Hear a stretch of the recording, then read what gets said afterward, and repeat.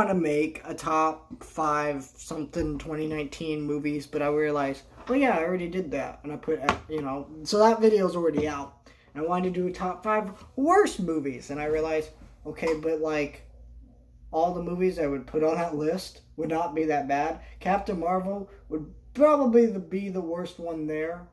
And then I'd put Endgame on there, Spider-Man Far From Home, and things like that. Those movies aren't terrible. They're just, they're my least favorite movies I saw or this year. Because it's not over yet until January 1st. So I was like, what should I put? So I decided just to do some underrated movies I saw, because I saw a lot of movies this year. I was doing this thing last year where I stopped seeing all the movies I didn't want to see. Right? And I barely saw any movies. I really couldn't remember any movies in 2018 that I didn't like, because I basically quit seeing all the ones I didn't want to see.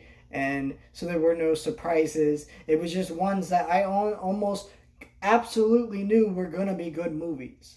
Like, I had pretty high expectations of them.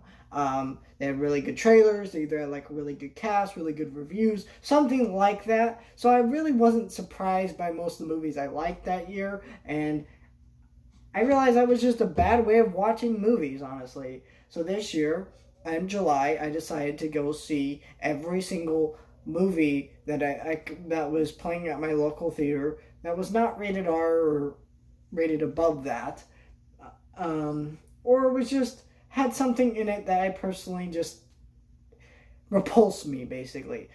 For the most part, it was, if there was like a remake of like a Disney movie, I would still see it and things like that. So yeah, I didn't see Aladdin, crap like that, and but I saw a lot of movies. I literally saw over like maybe 200 movies this year. Whether that's be watching them at home, or renting them, watching them at the theater, going with my grandparents, whatever. But this is my top 6 underrated movies. One of them you probably don't know about, so that one's a pretty big shock. I'm actually going to spend a while talking on that one. So you're not interested in that movie, I would say, I don't know, just exit out of the video, skip ahead, whatever you want to do. So at number 6 is this movie I saw called Carol of the Bells. Now where I live, in the town I live in, I'm not going to say what town, because people can track you and find out where you live and things, because that's just what happens, and I don't want to say that. But there's this workshop, I'm not even going to say what workshop, because you can look it up and maybe find out where I live, but Joey Travolta, or John Travolta, or is it Joey John Travolta, whatever, he is a filmmaker, and he runs this workshop for filmmaking. And so this movie was shot and made where I live.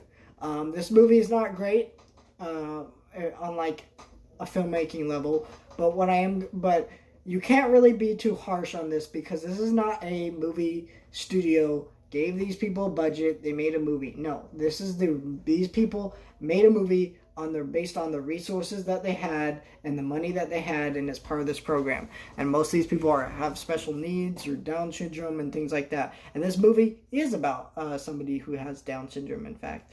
The story is kind of this. This is a Christmas movie that I actually saw at the Edwards Theater, or not Edwards, a Regal Theater is all I'm going to tell you. But it's a good movie. If you don't like, I mean, some people may have a hard time watching this because it's not kind of a poorly made movie in some areas, and yeah, I understand that. I truly understand this, but this is not, you can't really judge it like that, though. You can't really say this is an awful movie, because this is what they had. This isn't a movie studio making a crappy movie. This is just some random people doing this. They kind of just did this for fun, and you can either not like it or like it, whatever, but you can't really be too harsh on it. And this movie, there's this there's this married couple with their one son, and the father hates Christmas and kind of just he has bad feelings towards it, and so it's kind of and so it's kind of them figuring out why, him rediscovering his family heritage and his original birth parents and things like that, and kind of the story around it. And it's really fun and interesting, and it's just kind of this drama about this family, and some of the performances are actually pretty good. I would say the guy who played the dad did a legitimately good job, and there's all kinds of great performances within this movie. I think the kid was awful, honestly. He kept distracting me through parts of it, and there was a car accident scene, which I know there was a reason for this, but it was so poorly shot and edited, I couldn't even see what happening, and I didn't really think it was even a scene that really needed to be in the movie. I thought it was a good movie for what it was, and it's kind of cool seeing locations I know because it's shot here in town where I live, and they shot it in like an antique shop that I actually have been to, and it's actually kind of cool antique shop because there's the side of the store that's full of antiques, and then there's like a little burger place within the restaurant, and it looks like a 50s diners, and they got like it's a really nice restaurant actually. It's kind of small, but it's just a nice little fry and burger place, and you can go out there and eat, and it's a nice place. I really like that antique shop. I don't go there often because it's way over on the other side of town where I live. But it's so yeah, that was one of my movies that I just kind of want to talk about, and I really couldn't make a review of it because I felt like that would be a little, I don't know, distasteful in a way, because I don't want to criticize these people too much for what they did, because these people made a film, and as someone who's made a film with no money and no budget myself, I respect them for at least being out there. I mean, at least these people can say, hey, I'm an actor. Hey, I'm a filmmaker. Hey, I edited this. Hey, I shot this, It's something, they may not be amazing or 10 out of 10, but at least they can say they are those now, and maybe start getting a resume and actually start working in the film industry, which is a great thing for these types of people. People who have special needs, Down syndrome, and I have special needs myself, so it's kind of this cool stand for that, and I respect this movie for doing that too. And it's just nice. It's a nice, pleasant movie. I hope that maybe there'll be like a DVD release, or it'll be released on Amazon Prime or something, or somewhere I can watch this again and show it to other people, because I do enjoy this film quite a bit. Yeah, that's enough said about that. So number 5 is not a great movie, but a movie I really did like, The Current War. The Current War, I believe I have a review up for, but this is a movie about the invention of the light bulb and kind of electricity and all that type of stuff with Thomas Edison. Benedict Cumberbatch, yeah, I'm going to call him Cumberbatch because I cannot say that man's name, and Tom Holland both give excellent performances. And this is a very fascinating historical piece. It's pretty well acted and pretty well shot, and it's got a good pace to it. It's pretty well edited. I think the way it was edited kept me more invested in the movie, and I really enjoyed this movie. Not a lot of people talked about it for good reason. It's kind of just a simple historical piece, but for what it was, I really liked this movie, and I feel like more people should be seeing it because it is an interesting movie overall. And that's really all I have to say about that. I think I have a review up on the channel, so you can try to see if that's there. If I don't, I think I do, but I'm not really sure. So just like I say, look for that. If I don't, I guess I was wrong. Don't correct me in the comments. Number 4 would be Yesterday. Yesterday, I mean, a lot of people did see this. A lot of people didn't, though. This is a movie that I think is pretty good, actually. Honestly, this is a really interesting, fun movie about this guy, and it's pretty well acted, edited, and it's got, it's just this guy, kind of his story about how he was starting his music career and then accidentally gets in an accident and the world blacks out and the Beatles don't exist anymore, and now he's kind of dealing with that. And yes, this movie has some problems. I also have a review for this one on the channel. I'm a big fan of the Beatles music, and I feel like this movie had such an interesting concept that it could have explored it a little bit better. It's not terrible. It's fun, and it's a good movie.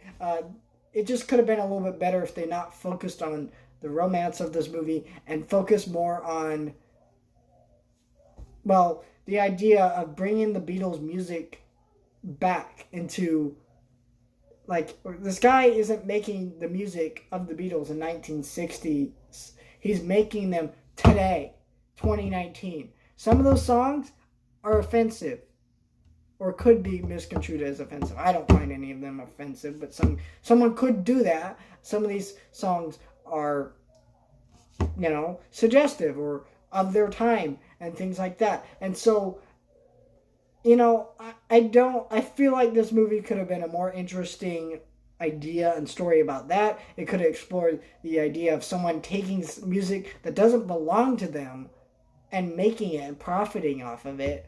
But it didn't do that. It kind of loosely touched on it, like he had a dream that Paul and Ringo called him out for this, but that was kind of it. They mentioned that in one scene that they don't want to call the Beatles album the White Album because it's offensive, because it's a whole lot of white, and that's something actual people complain about and things like that nowadays, that oh, this is white, it's racist or something like that. Something stupid. Yeah, we all know that's stupid, but there's people actually do complain about that stuff. And so that could have been a really interesting story. And I kind of wish I talked about this more in my review, but I kind of wanted to talk about the movie for what it was, but still, I like this movie, and I think you should check it out. I actually do own it on 4K. I got it for Christmas. Pretty good movie.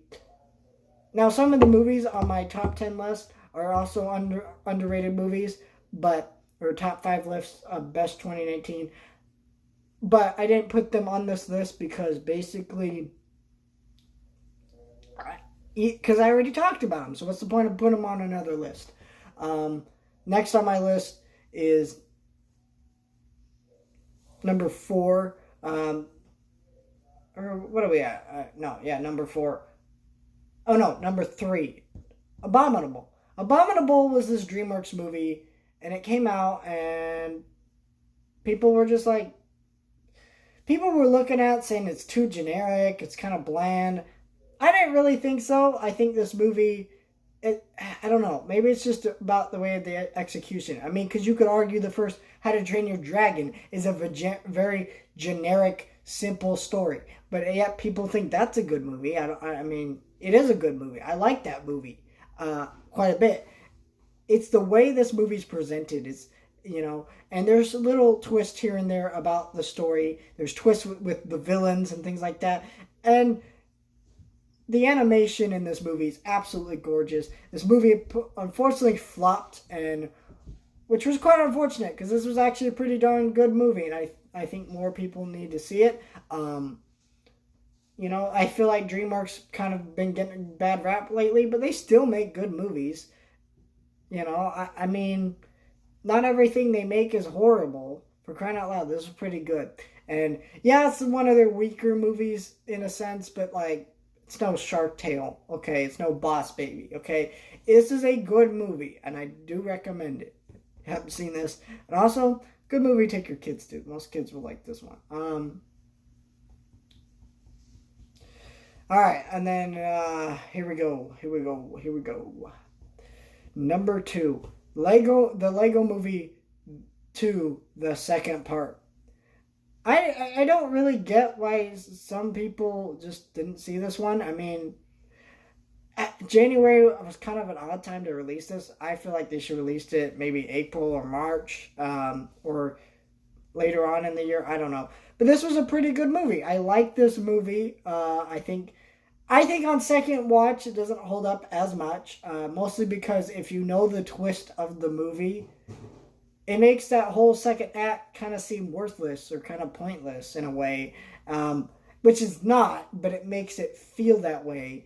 And it's pretty good for what it is, though. There's some pretty funny jokes. And some jokes are just weird. I mean, I laughed at them, but some of them were quite odd. I could see why some people may not like this movie that much, but I still think it's on par with the first movie.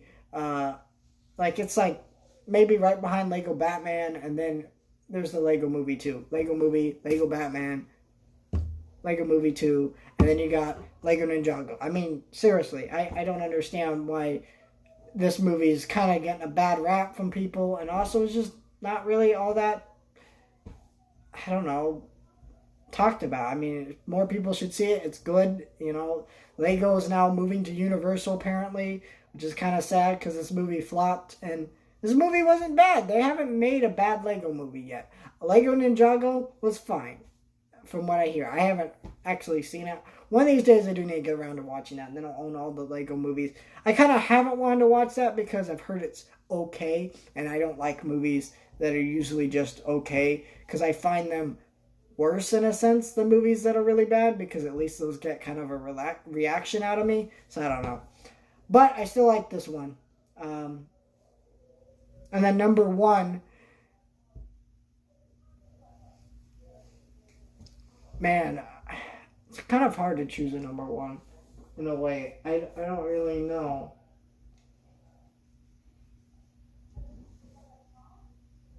I had a number 1, and for some reason it just went blank. Oh, right, Angry Birds 2. Angry Birds 2 is great, like, flat out. When the first Angry Birds movie came out, I know I saw it in the theater, but that's mostly because I was kind of invited. And that's how it usually is with movies. If there's like a movie I really don't want to see and I'm invited to go, I'll just go anyways. And I saw the Angry Birds movie. I don't like Angry Birds. I mean, they're fine and all. I actually used to play the game. I actually played Angry Birds Star Wars and crap. Of course I played Angry Birds Star Wars because I'm the biggest Star Wars nerd on the planet. But it was kind of past the craze of the Angry Birds. I didn't know anybody that actually still played the game when it came out. And it was an insufferable, boring piece of garbage movie that honestly I think is very inappropriate for children. I don't know why that movie was as bad as it was. Because a movie like that really shouldn't be as bad as it is, but it is horrible. Like, I can't watch that piece of garbage movie. Anyway, so I kind of had low expectations. The trailers weren't cracking me up all that much, and I was just like, my grandparents were taking their kids to it, and I'm like, fine, I'll go with you guys. Lo and behold, my grandpa and me and my grandparents, who weren't expecting much out of this movie, laughed non-stop through this movie. It had a different director than the first, and this movie was a funnier comedy. It was like this crazy, insane slapstick comedy with so many crazy jokes. It was like laugh-a-minute jokes. Like, I just laughed and laughed and laughed and laughed. It cracked me up so hard. This movie was freaking hilarious. It's so well paced. It's so well voice acted, animated, and I just love this movie. And honestly, this is my favorite video game movie ever made.